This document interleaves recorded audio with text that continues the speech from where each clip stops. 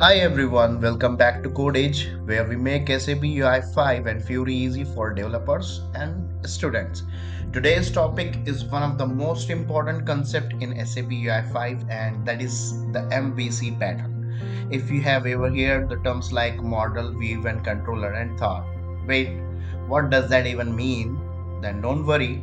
In this video, we are going to break it all down step by step in the most practical way possible. So let's dive in.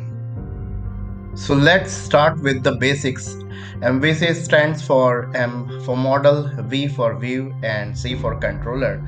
This pattern helps us separate concern in our application, which is a fancy way of saying we are going to organize our code better. Model handles the data, view handles the UI, and controller handles the logic and the event. Simple. Now, why do we even need this? Because it helps us keep the app clean, which is easy to read, easy to fix, which is less messy, and scalable, meaning the app can grow without breaking everything. So, yeah, MVC is all about keeping your code organized so that data, design, and logic don't get mixed together in one giant mess. Let's go through each layer one by one, and I will show you how they all work together inside SAP UI5 app. The model is where our data lies. You can use JSON file or data service or XML depending on your app. Here is a quick example. This might be saved in a file like employee.json. In SAP UI5, we use things like JSON model, OData model, and more to load this data into our app. So that's your data source, and now how do we show it? The view is the part that the user sees. It's your front end. You can write views using XML, HTML, or JavaScript, but XML is the most common in SAP UI5. So here is a quick example for an XML view. So here we are saying, hey SAP UI5, show a list of employees for each one, show the name and the age, and that brings us to the controller, which connects all dots.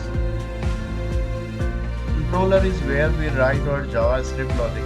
It's responsible for loading the model, binding the model to the view, and handling events like clicks, search, filters, and more. So here is a simple controller. So what's happening here? In the onInit function, which runs when the app starts, we load the JSON file, then create a JSON model and set it to the view. That's it, and boom, your data is now available to be used in the UI. Let's do a quick recap for the full flow. The controller's onInit function runs automatically when the app loads. Then inside that we load data from a JSON file or maybe an OData services. Then we bind the model to the view using this dot get view the set model. And finally, in the XML view, we use curly braces to bind the data like name, age, and more. So the data flows from model to controller and to the view, and the UI updates automatically. No extra code and no mess.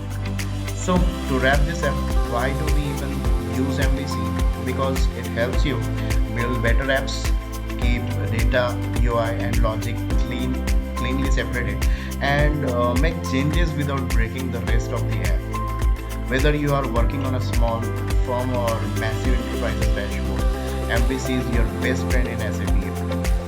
That's it for this video. You just learned the core structure behind every SAP UI5 app, the MVC pattern. In the next video, we'll build a small SAP UI5 app using this exact structure with live coding and full walkthrough. So if you haven't already subscribed to CodeEdge, hit the bell icon and don't miss what's coming next. Thanks for watching, and as always, keep building, keep learning only on CodeEdge. See you in the next one.